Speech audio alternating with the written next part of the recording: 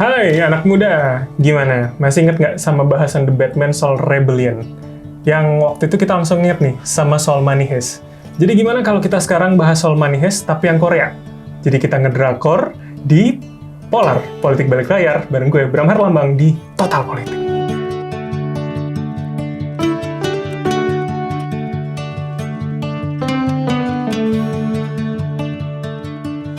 Nah, Money Heist versi Korea ini memang jadi banyak kritikan ya setelah tayang di akhir bulan lalu karena netizen ini nganggap kalau film ini atau serial ini sebenarnya mirip banget sama La Casa de Papel, yaitu versi Spanyolnya yang rilis di 2017 lalu.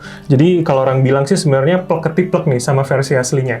Nah, ini kemudian menjadi adaptasi yang menjadi salah satu favorit karena dianggap meski latar dan juga plotnya mirip dengan versi aslinya, tapi juga menyimpan banyak bumbu-bumbu dan juga elemen of surprise yang baru di versi Koreanya. Misalkan, pemainnya yang katanya lebih unyu nih, misalkan Profesor Rama Denver, jadi banyak favorit kan buat para netizen Indonesia. Terus kemudian juga soal bahasan Koreanya, apalagi soal isu reunifikasi antara Selatan dan juga Utara, yang mungkin sebenarnya dalam beberapa tahun terakhir kita sering dengar kali ya, apalagi di banyak event-event olahraga, bendera reunifikasi Korea ini sering banget digunakan. Jadi ini seakan-akan jadi mimpi bersama gitu loh.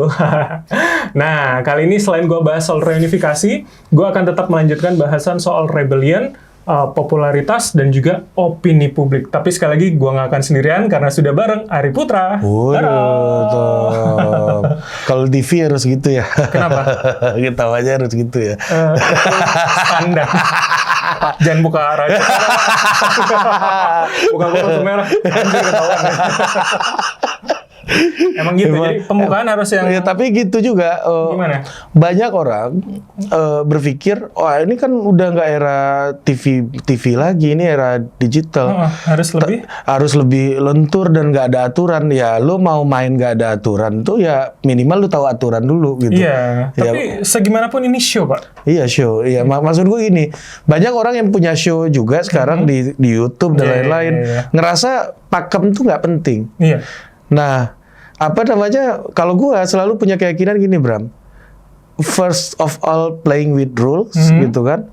Kemudian playing with heart. Gitu. Wah, sih. Ya, jadi lu baru bisa main pakai hati kalau lu udah lewatin permainan dengan aturan-aturan gitu. Ya kan? Jadi itu konsepnya. Jadi kalau gue sih tidak mau membandingkan ya.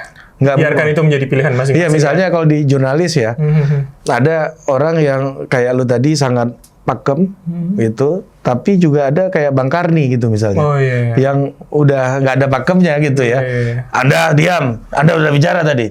Tunggu, Pak. Ya, itu misalnya. Tapi itu nama besar, Pak. Iya, makanya tanpa ada rule-nya orang lihat dia. Kalau gua nggak ada rule-nya nggak ada yang lihat gua. Nah, makanya dulu dia pakai pakem juga. Iya, benar. Iya kan? Sekarang udah playing with heart gitu. Jadi lu jangan menyepelekan aturan-aturan, pakem-pakem yang sudah dibentuk oleh orang dengan sangat try and error gitu, termasuk juga soal ketawa tadi. Gitu. Tolong di-quote ya, dari Putra. Nggak, maksudnya gini, walaupun kita nggak bahas soal rules itu, Bram, tapi minimal setiap show kita itu harus ada insight.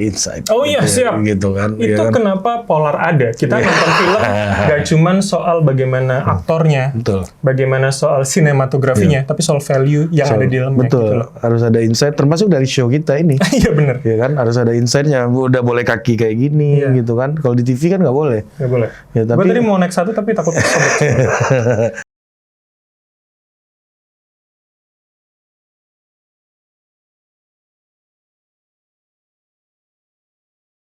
Kita ngelanjutin bahas soal rebellion, kenapa selalu populis gitu loh. Di The Batman kita banyak banget menyinggung soal Money Heist. Nah, sekarang ada Money Heist yang baru.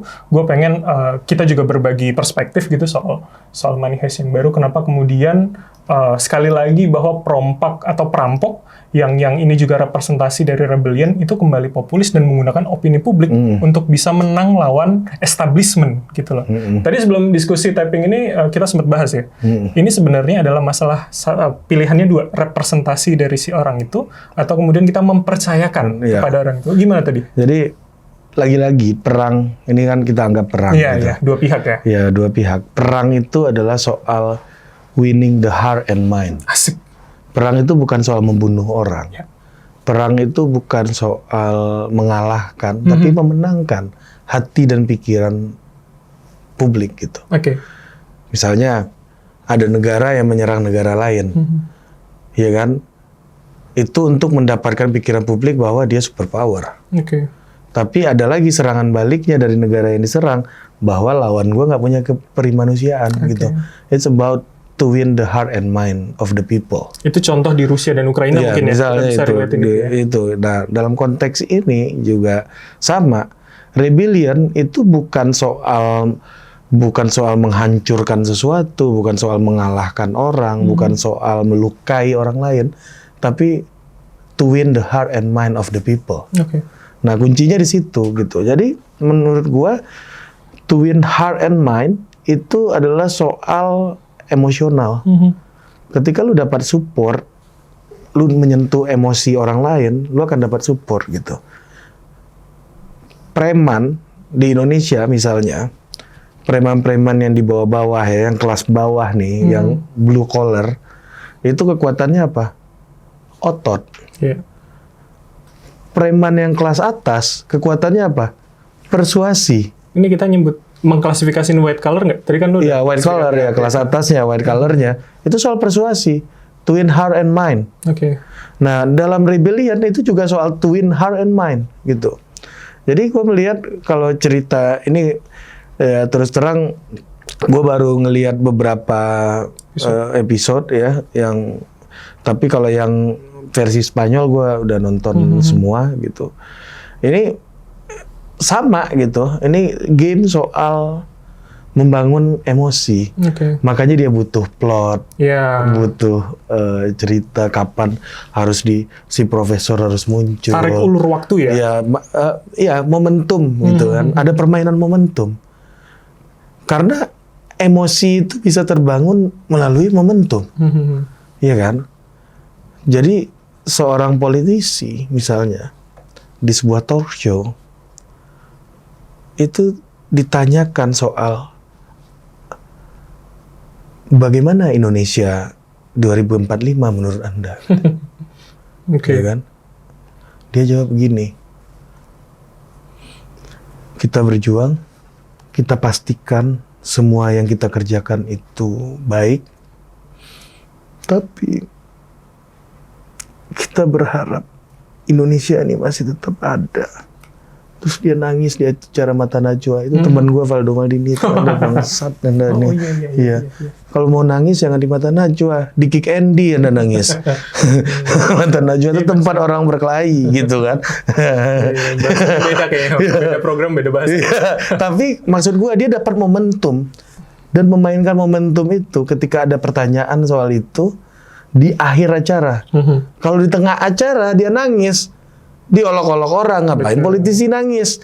Tapi di akhir acara ketika ada kesimpulan dan dia menyampaikan harapannya dengan sincere gitu ya, itu akan dianggap sebagai sebuah upaya to win heart and mind, membangun emosi publik. Dan gue nggak tahu apakah ini kebetulan kemudian minggu depannya Mbak Nananya yang nangis di acara itu.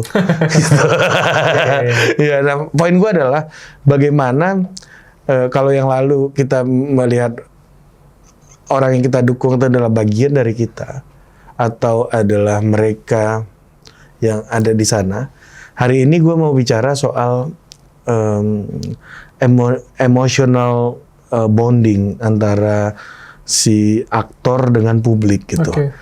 Karena support itu mostly datangnya dari emosional support, orang tersentuh gitu. Artinya apa? Ini adalah soal menjelaskan dan mengubah dari story of I to the story of us gitu. Jadi pembobolan bank ini bukan hanya ceritanya si profesor dan kawan-kawan ini, Denver dan lain-lain, Tokyo gitu ya. Tetapi ini cerita kita semua yang terpinggirkan oleh sistem ekonomi, sistem dunia ini yang berpihak kepada orang-orang yang kuat gitu. Ya kalau Anda bukan bagian dari orang yang kuat, maka Anda adalah bagian dari pemberontakan ini gitu.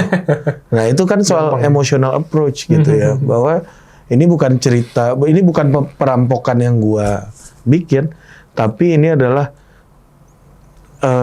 cerita kita bersama yang terpinggirkan, dan bahkan dia terlibat cinta lokasi antara Stockholm Syndrome, antara penyandra dengan yang disandra gitu. Terjadi Stockholm Syndrome gitu. Yang akhirnya di season berikutnya kan seorang Lisbon, kalau yang di versi Spanyol itu dia akhirnya menjadi bagian dari perampok itu kan. Perampok ya. Ya jadi part of the team gitu ya. Terjadi Stockholm Syndrome gitu. Nah, itu Stockholm Syndrome itu dilakukan terjadi, nggak mungkin cuma modalkan violence, tapi itu udah menjadi sebagian dari narasi, bagian dari persuasi gitu. Gue agak seneng nih tema-tema kayak begini. Iya kan? Agak dalam dan agak ini mengukuhkan status dia sebagai filsuf sebenarnya. Dia agak emang sombong gitu. Agak seneng aja gue.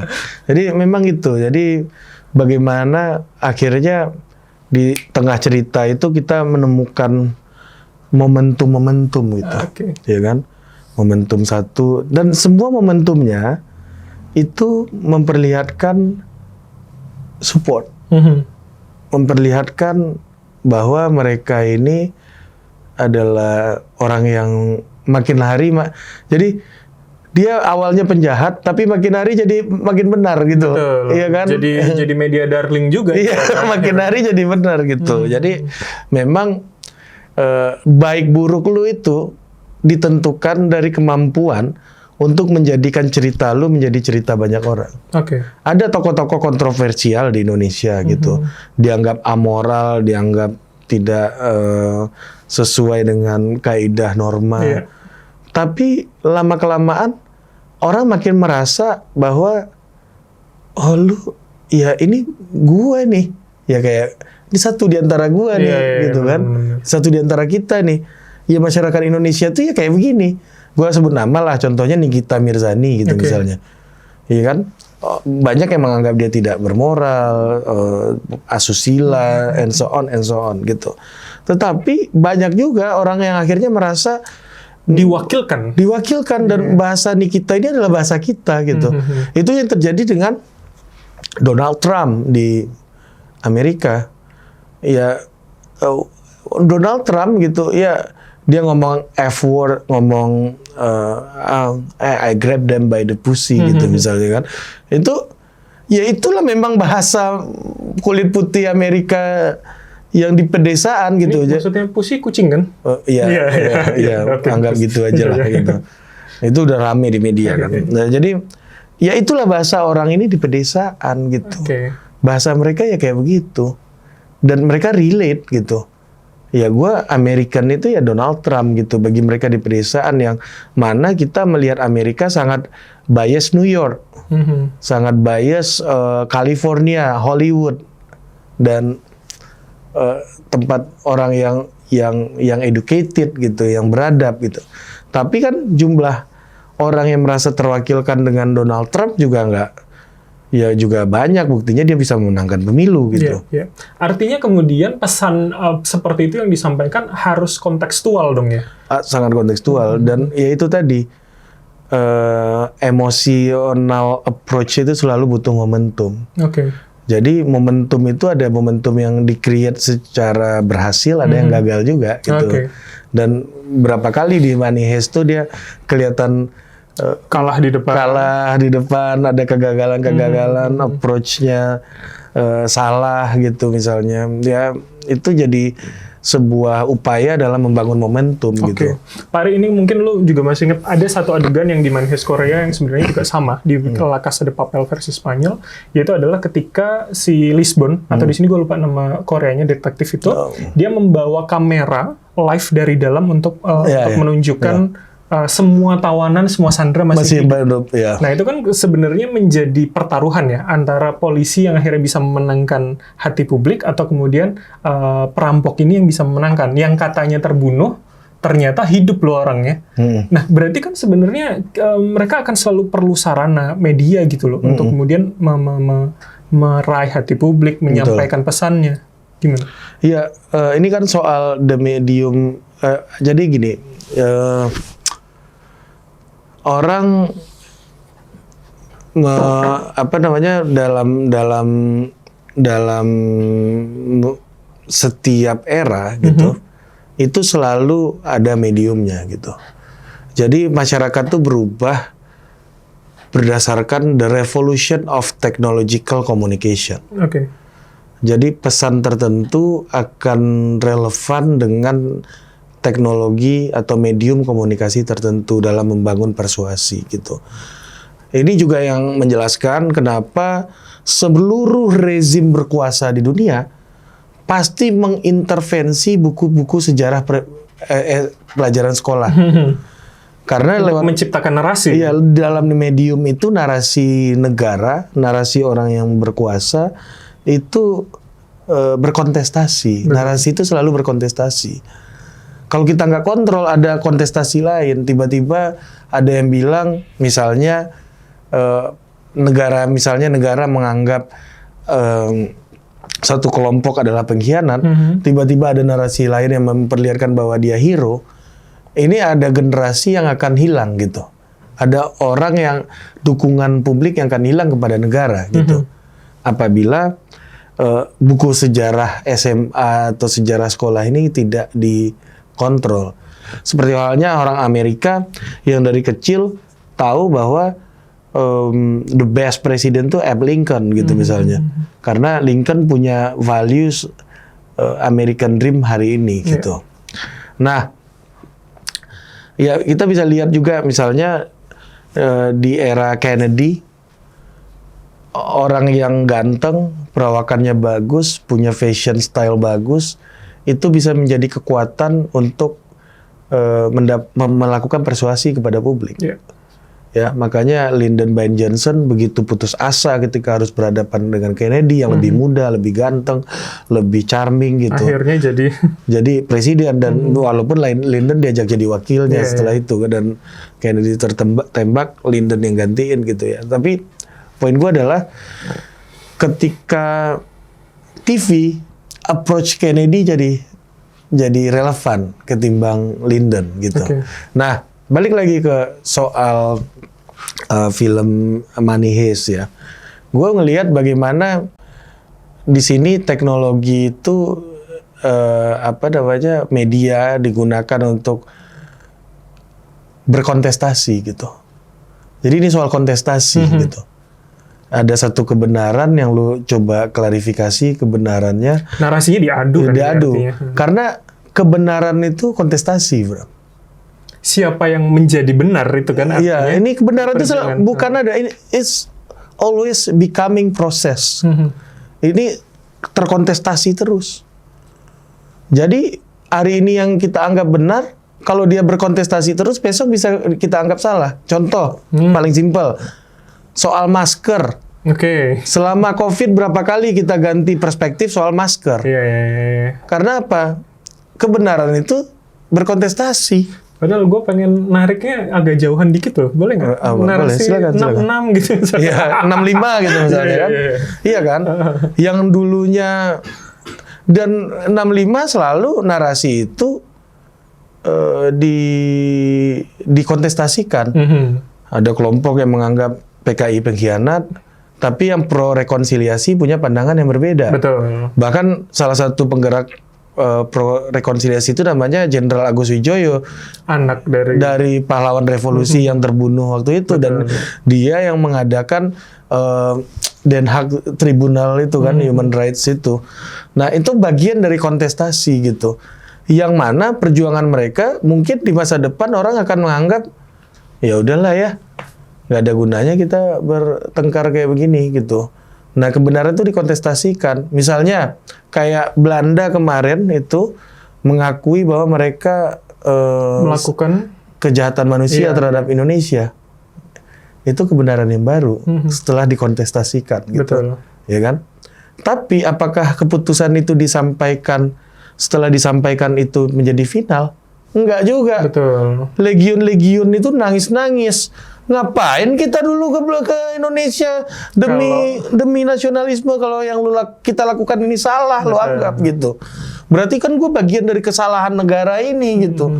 Nah, itu muncul lagi narasi itu, dialektis gitu.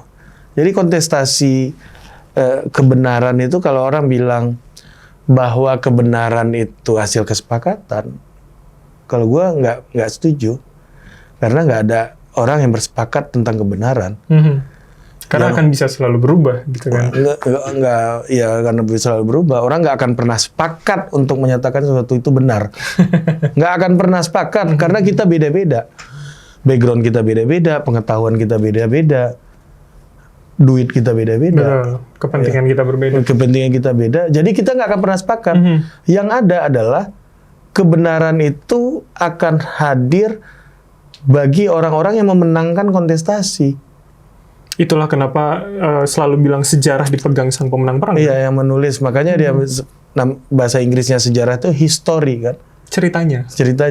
Gitu. Cerita dia. Iya, jadi cerita dia yang menang gitu. Emang masa gitu sih? Enggak kayaknya. Iya, bisa dipergampang kayak begitu. Ditafsirkan begitu. Iya, tapi bagi feminis harus diganti nih, jangan history, hair story. Atau story kali ya, jadi lebih cool. Itu. Pak, kita bahas yang lain, Pak. Iya.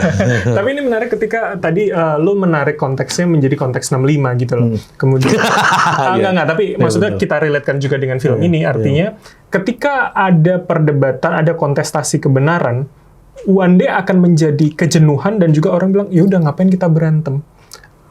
Seberapa probability-nya, seberapa mungkin akan sampai sana, dan mana yang akhirnya akan menang misalkan antara perebutan kebenaran tadi?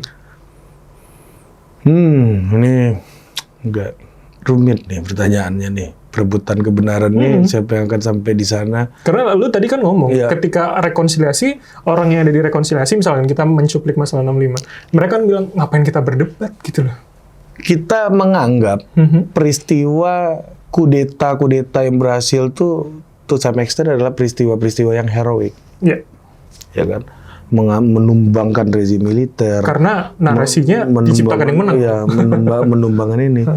Tapi kita lupa bahwa ada ribuan peristiwa kudeta yang gagal di dunia ini. Oke. Iya kan? Yang mana mereka dianggap penjahat, dianggap bagian dari orang yang kalah ini dianggap sebagai pemberontak negara, ya kan? Ya minimal misalnya di Orde Baru gitu misalnya, kita mengalami desoekarnoisasi gitu ketika itu. Semua yang terafiliasi, simbol-simbol yang terafiliasi dengan Bung Karno gitu, itu dicoba untuk dibersihkan, disterilisasi, dilemahkan gitu. Sementara pemerintahan Orde Baru waktu itu membangun tonggak pembangunan bangsa itu di atas ekonomi kan. Sementara Bung Karno membangunnya dengan nasionalisme politik gitu. Politik panglima, ekonomi yang jadi panglima setelah itu. Ini menjadi sebuah diferensiasi gitu. Karena waktu Orde Baru, ya warna Bung Karno melemah. Tapi yang terjadi apa hari ini? Partai yang paling gede apa sekarang? Iya betul. Iya kan? Partai yang paling gede hari ini adalah partai yang membawa ideologi Bung Karno gitu ya. Yang menjual personanya Bung Karno paling tidak gitu. Dan anaknya Bung Karno yang menjadi ketua umumnya. Gitu. Dan Bu Mega sebelumnya juga pernah menjadi presiden. Nah, jadi maksud gue adalah jika kita bicara soal naik turun gitu ya dalam sebuah perlawanan, itu sangat terkait dengan bagaimana mampunya orang-orang ini untuk mengatur bandulnya. Oke. Kapan dia harus dekat lagi dengan pemenang, kapan dia harus berjarak, ya kan? Bu Mega waktu itu juga sama Pak Harto mungkin, maksudnya gini, semua tokoh-tokoh yang menjadi dalang dari reformasi, semuanya kan nggak sepanjang 32 tahun itu berjuang, berhadap-hadapan dengan Pak Harto gitu.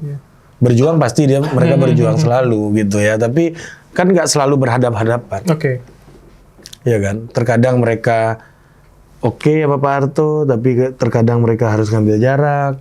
ambil jarak dan terkadang harus berlawanan gitu.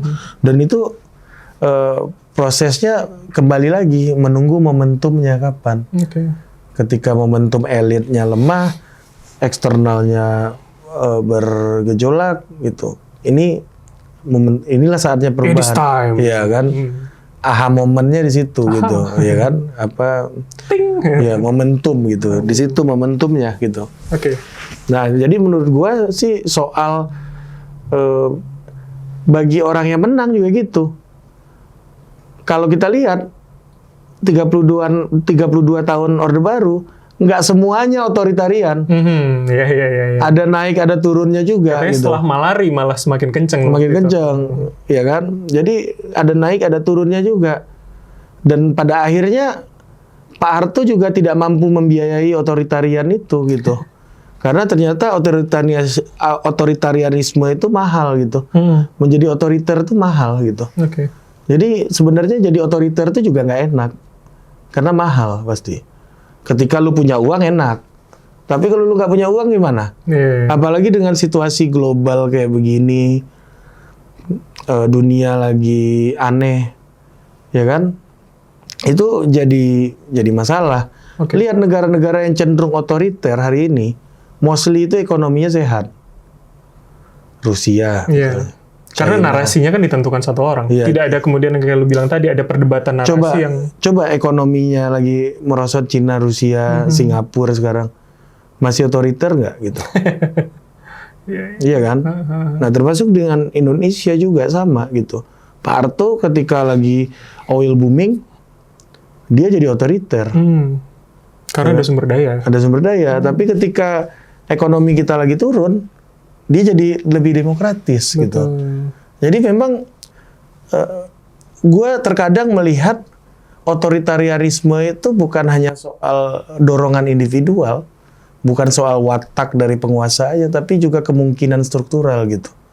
Kemungkinan strukturalnya bisa terjadi otoritarianisme karena disupport oleh resources yang begitu banyak gitu. Akhirnya banyak faktor yang menentukan. Dan kalau balik ke pertanyaan tadi adalah ya tidak selalu akan sampai pada titik jenuh artinya kan perdebatan soal kebenaran tadi.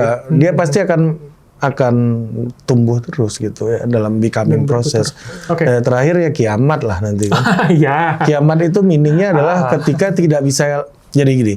Bagi gua maknanya kiamat itu adalah ketika kita sudah tidak punya momen lagi untuk mempertanyakan sesuatu gitu. Wow. Itu kiamat buat gua. Bukan as in kiamat itu semuanya hancur ya? Hancur, tapi lu nggak bisa mempertanyakan apa-apa lagi udah. Iya dong, kan bisa selesai Pak. Udah selesai kan? Iya kan? Ya udah itu. Jadi inilah kita kiamatkan dulu konten. Masih. Tadi gue udah ngetis soal reunifikasi benar. Nah, berarti kalau kayak gitu, lu tadi sempat sering banget ngomong soal ya tarik ulur, terus kemudian timing. Ini rasanya game teori banget nggak sih? Iya kan? Maksud gue ya oke lah kita ngomong paling dasar aja dari zero sum game sama non zero sum gitu. Ketika satu menang satu kalah, satu menang satu tidak kalah. Seberapa itu juga tergambarkan di Money Heist menurut lo? Tarik ulur nih untuk mencari opini publik. Oh iya, dia sangat pikirannya sangat begitu ya, sangat game teori gitu. Jadi kan gini. Game teori itu kan soal lu mau mengeluarkan berapa banyak untuk dapat berapa banyak. Kan kira-kira kan cara berpikirnya kayak gitu.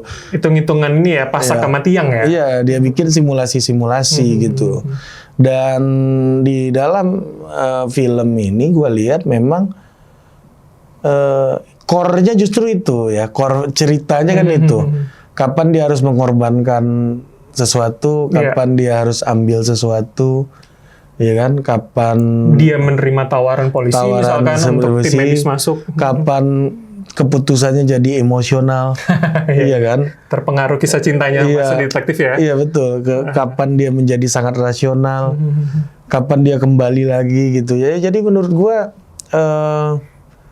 dalam konteks ini sebuah film itu menjadi cerminan kita gitu ya, melihat situasi hari ini gitu, bahwa ini eranya orang nggak ada lagi orang-orang yang bisa kuat sendiri gitu. Era kolaborasi. Iya, era kolaborasi bahasa orang sekarang gitu. Nggak ada lagi Superman gitu, tapi super partner gitu. Iya kan? Buat kalian gua bukan di sana, tolong camkan tidak ada one man show ya. Iya, gua nggak pernah. Sekarang mungkin bukan super team lagi gitu. Apa nih? Ya, lu bisa. Yang paling penting lu punya super partner kalau buat gua. Kalau super team, lu bisa ambil orang yang punya keinginan besar gitu. Walaupun karena dia bisa bertumbuh. Oke. Cara bertumbuhnya gimana? Dia harus tumbuh sama lu dengan partner lu yang hebat gitu. Gue bertemu Bram Herlambang ini kan gue juga bertumbuh. Dia bukan tim gue gitu, bukan anak buah gue, bukan pegawai gue gitu. Tapi dia memberi pengaruh terhadap tim gue. Asik. Dia membuat sebuah standar buat tim gua gitu. Wow. Karena ini kan terbuka, kita terbuka dialog. Di Vio misalnya tim gua akan berpikir, kalau mau jadi host yang standar TV itu kayak Bram gitu misalnya. Saran gue jangan dilanjutin. Kalau lanjutin lo akan nyebutin semua tim lo dan nyebutin tadi yang. Iya, makanya gua bilang. Jadi sampai situ aja kayaknya. Iya, jadi poin gua adalah ini bagaimana lo menemukan orang yang bisa membuat berbagai perhitungan ini, ya, yang berbagai perhitungan yang ada yang membuat lu menemukan best option. Oke. Ya, jadi lu akan menemukan best option yang berbeda lagi jika partner lu berbeda. Point of view yang beda lah ya. Iya, point of view beda. Gitu ya. Ini soal untung rugi itu kan soal point of view. Betul. Ya, kan game teori itu bukan cara menghitung untung rugi gitu dalam mekanisme matematis atau ekonomi yang transaksional gitu. Tapi ini sebuah permainan value. Walaupun endingnya yang dikejar adalah kemenangan dong buat dia dan kekalahan pihak lawan dong. Iya, kemenangan dan kekalahan pihak lawan. Tapi ini soal value gitu. Oke. Ya, lu bisa aja dapat sedikit ini, tapi value-nya itu gede gitu. Iya kan? Dapat sedikit kan belum tentu value-nya kecil. Betul. Misalnya, gua malu nih Bram. Oke lah, gua dapat 10 aja, Bram 90 gitu. Nggak apa-apa lah. Tapi daripada dia injak-injak gua gitu. Oh, oke. Iya kan? Daripada gua dipegang lidah gua. Karena bagi gua kebebasan berbicara lebih harganya jauh lebih mahal. Asik. Gitu misalnya kayak gitu ya. Ini soal value ya. Reformis banget. Iya, misalnya gini, nih gua contohin lagi nih. Okay. Ini cara gua berurusan sama politisi dari dulu. Siap. Ya. Misalnya Bram politisi nih. Bram kata gua. Lu punya duit berapa buat ngerjain ini? Gue cuma ada 20 juta. Sementara harga gua taksir 50 juta bagi gua. Artinya 20 juta itu di bawah harga gua. Betul. Iya kan? Nah, karena lu cuma punya 20 juta, gue bilang gini, udahlah Bram, gua aja yang ngurusin, gak usah bayar. Oke. Apakah gua dalam pikiran, apakah matematikanya gue rugi menurut lo? Enggak, karena lo berpikir ada faktor sosial kan. Akhirnya, gue investasi sosial gitu loh. Enggak juga, ada value. Iya kan? Kalau game teori value-nya gini, menurut gue. Karena gue bantuin lo dengan gratis, nilainya pasti lebih besar daripada 20 juta. Iya dong. Maksud lo gini kan, artinya gue menggampangkan bahwa ketika lu membantu orang bukan hanya soal income yang lu dapat, tapi kemudian investasi sosial as nama lu gitu loh. Iya, orang yang besar itu tadi. Iya, itu kan berbicara dalam logika investment. Gue nggak lagi investasi. Oh iya. Gue lagi membayar diri gue dengan nilai yang lebih tinggi gitu. Sih. Iya. Okay. Gue lagi menghargai diri gue lebih tinggi aja. Justru gue lagi menghargai diri gue lebih tinggi dengan lu nggak perlu bayar. Karena di otak lu, apa yang gua kerjakan itu nilainya pasti lebih besar daripada 20 juta. Karena gua tolak 20 juta lu. Iya. Daripada lu terima, mending lu tolak. Gue tolak, gue kerjain tetap. Artinya, lu tetap berutang 50 juta sama gue. Walaupun nggak harus dibayar uang ya, bisa budi dan lain-lain. Iya, bisa budi dan lain-lain gitu. Karena angka 50 juta ada di otak gue, juga ada di otak lu. Oke. Iya kan? Oh iya. Iya kan? Oke. Angkanya tetap 50 juta gitu. Oh, iya. Contoh yang menarik sebenarnya. Iya kan? Iya, jadi gue nggak merasa, kalau lu bayar gue 20 juta, harga gue turun, Bram. Dan selesai sampai situ? Saya sampai situ. Oke. Tapi kalau lu nggak usah, Bram. Gue aja yang ngerjain, ambil aja. Anjir, gue jadi nggak enaknya mari gitu. Iya. Dalam hati. Iya, dalam hati lu nggak enak kan. Harga nggak enak lu itu sesuai dengan seumur hidup kayaknya. Iya, sesuai dengan 50 juta gue ini gitu. Jadi harga nggak enak lu tuh 50 juta buat gue gitu. Taktis juga Bapak ini. Cerdik juga. Makanya ada ini semua. Oh iya.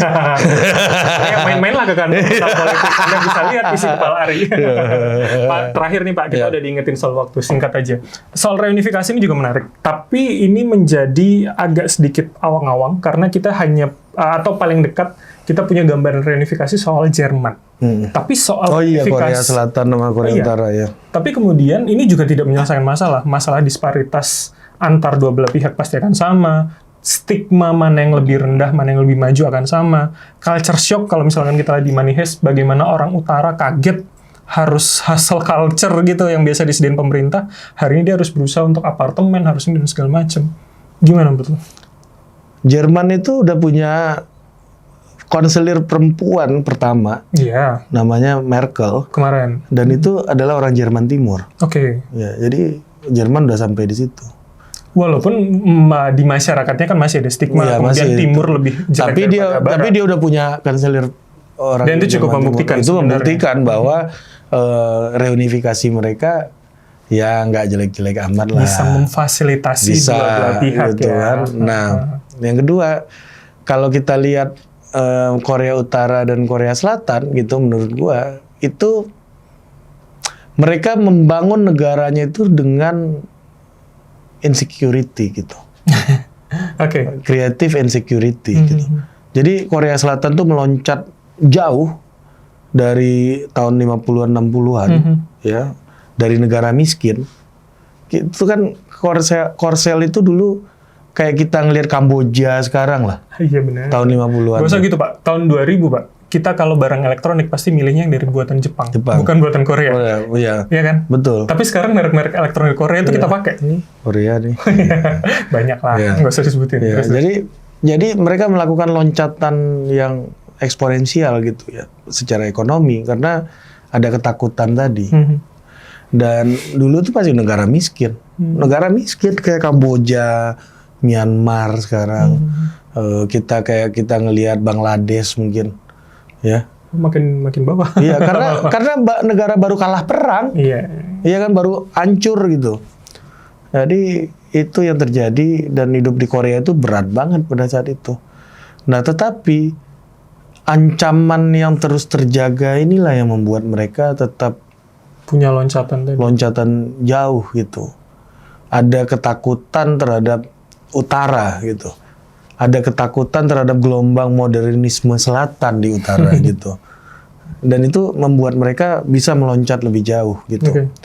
Nah, menurut gua jangan-jangan reunifikasi mereka udah reuni hari ini gitu.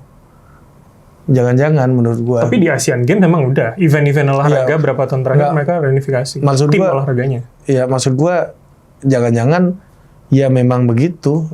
Lu butuh ketakutan untuk sama-sama menjadi diri lu gitu.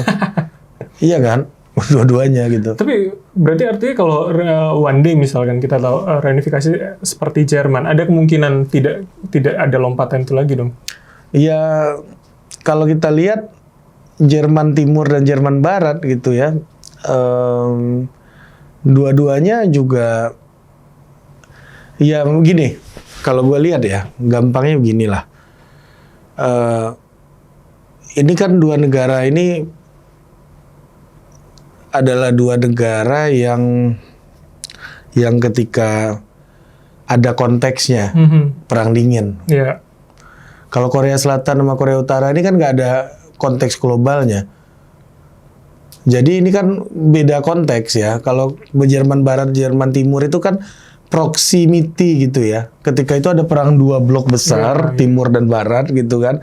Jerman Timur itu di support oleh Uni Soviet kan.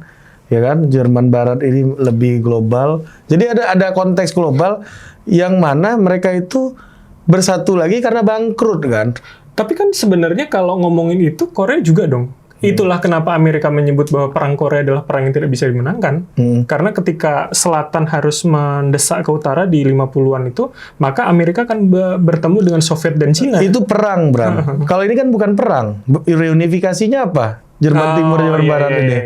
Iya kan? Iya kan? Jadi Jerman Timur, Jerman Barat tuh kan nggak yang perang-perang kayak Korea Utara Selatan gitu. Bahkan bersatunya tembok Berlin dihancurkan gitu, nggak lewat perang, nggak lewat penaklukan, karena ada konteks dunia udah selesai nih perang dingin. Gitu. Iya, udah selesai gitu. Kalau ini kan nggak gitu ceritanya. Emang perang fisik kan, dan bombardir satu sama lain gitu. Dan sebenarnya terlihat juga di series ini bahwa antar Korea merasa lebih superior ya. Iya, itu. Selatan lebih oke, utara enggak, gue lebih oke. Lebih oke, gue lebih Korea gitu. Lebih otentik gitu kan. Lebih otentik, lebih Korea banget ya. Iya, jadi poin gue sih itu, kalau Jerman kan enggak. Dia kan enggak dua negara yang terlibat perang fisik yang sampai menghancurkan satu sama lain kayak Korea kan. Korea Utara Selatan kan lumpuh gitu, memang jadi negara miskin gitu gara-gara perang gitu. Artinya dengan kemudian kondisi yang berbeda akan lebih jauh dong ya mimpi ke sana. Jauh sih menurut gua, nggak akan mungkin lah itu. Agak utopis. Iya, nggak mungkin itu, nggak mungkin, karena kalau Jerman Barat dan Jerman Timur ini kan proksi ya, proksi global gitu ya. Yang proksi globalnya udah selesai, mereka juga harus selesai gitu. Ya kan, ngapain lagi dilanjutin gitu. Orang Sovietnya aja bubar gitu kan. Iya kan. Kalau ini kan nggak itu sebabnya gitu. Bukan support kekuatan global lain yang membuat mereka harus berbeda gitu. Tapi ya udahlah gitu. Memang sebabnya pernah perang fisik yang menghancurkan dua-duanya kan gitu. Jadi memang lebih dalam ya. Kalau kita bilang pengaruhnya Barat dan Timur dulu, akhirnya mereka sendiri yang berantem hari ini. Oke. Dan ini cukup menarik, panjang banget bahasan kita dari A sampai Z rasanya soal Korea. Tapi ini menurut gue menjadi salah satu diskusi yang cukup menarik juga, karena kita bisa tahu juga bagaimana kemudian merefleksikan nilai-nilai politik atau value yang ada di sebuah series dalam kehidupan berpolitik kita, itu ya. Jadi buat para penonton silakan tinggalkan di kolom komentar gimana menurut kalian soal series ini, dan juga kira-kira apa ya film atau series yang bisa kita gali lagi di episode mendatang bareng gue Bram dan juga Hari Putra. Sampai jumpa. See you.